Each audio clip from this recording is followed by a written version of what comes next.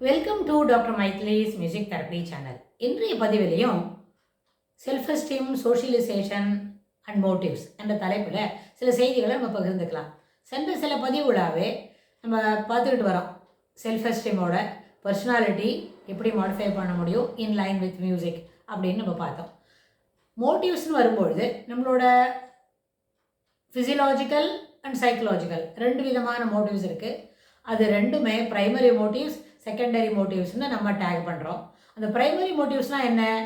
உயிர் வாழ்வதற்கு தேவையானது உணவு, உடை, அதாவது நீர், காற்று, அப்புறம் அதுபோல் இருக்கிற அத்தியாவசியமான தேவைகள் எல்லாமே ப்ரைமரி மோட்டிவ்ஸ்கில் வந்துடும்.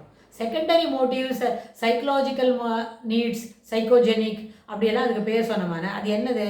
அஃபெக்ஷன், லவ், அப்புறம் என்ன சாப்பிட்றதுக்கு உண்டானது போக இருக்கிறதுக்கு இடம், ட்ரெஸ் மெட்டீரியல்ஸ், சோஷியல் அக்செப்டன்ஸ், இது எல்லாமே செகண்டரி, அதாவது சைக்கோஜெனிக் நீட்ஸில், சைக்கோஜெனிக் மோட்டிவ்ஸில் நம்ம இதை சேர்த்து கொடுக்கலாம். ஆனால் இந்த மோட்டிவ்ஸ்ன்றதே ஓவர் த பீரியட் அது கொஞ்சம் கொஞ்சமாக காம்ப்ளெக்ஸாக போயிட்டு வருது. சிலவங்களுக்கு சாப்பாடு இல்லாமல் நிறைய வேலை செய்வாங்க, சிலவங்களுக்கு அஃபெக்ஷன் காட்டக்கூடாதுன்னு ஒரு ஒரு பிடிவாதம் பிடிப்பாங்க.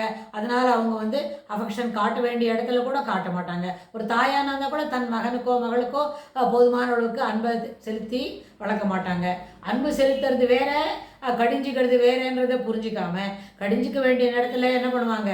இன்னும் மிக கடுமையாக கடிந்து கொள்வாங்க. ஸோ அதனால் psychologically the mother is also having some problem. That is why she doesn't want to show affection to her offspring. அது ஒன்று.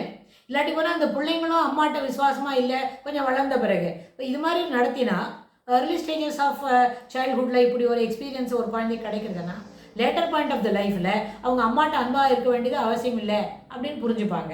ஏன்னா அவங்க எப்போ நம்மளுக்கு தேவையோ அப்போ தரல இல்லையா? அதனால் அவங்க இதை பற்றி கணிசம் பார்க்க மாட்டாங்க. இது நம்மளுக்கு தெரிஞ்ச விஷயத்தில் நிறைய பெரிய பெரிய பதவியிலலாம் இருப்பாங்க. அவங்க இதே அந்த turnover of money per month இருக்கே அது க்ரோர்ஸில் போகுமா இருக்கும். ஆனால் அவங்களுக்கு யங்கர் டேஸில், அவங்களோட ஏர்லி சைல்ட்ஹுட்டில் சில emotionally disturbed behaviour, disturbed experiences எல்லாம் அவங்க ஃபேஸ் பண்ணியிருக்கிறாங்கன்னு சொன்னால் ஓவர் த பீரியட், அப்போ ஒரு 7-8 வயசு இருக்கும், இப்போ அவங்களுக்கு 48 வயசு ஆகிருக்கும் அப்படின்னா இந்த 40 இயர்ஸில், இந்த 4 டிக்கேடில் அவங்களுக்கு நிறைய விதமான அனுபவங்கள் வந்திருக்குன்னு சொன்னால் இப்போ அவங்க தாய் தகவன்கிட்ட போதுமான அளவுக்கு அன்பு காட்டுறதுக்கு தயங்குவாங்க. நம்ம எடுத்து சொன்னால் கூட ஆமாம் doctor, definitely what you are telling is correct only, I shall try my best அப்படின்னு சொல்கிறாங்களே தவிர அவங்க என்ன பண்ண மாட்டாங்க, ட்ரை பண்ணுறது கூட இருக்காதான் இருக்கும்.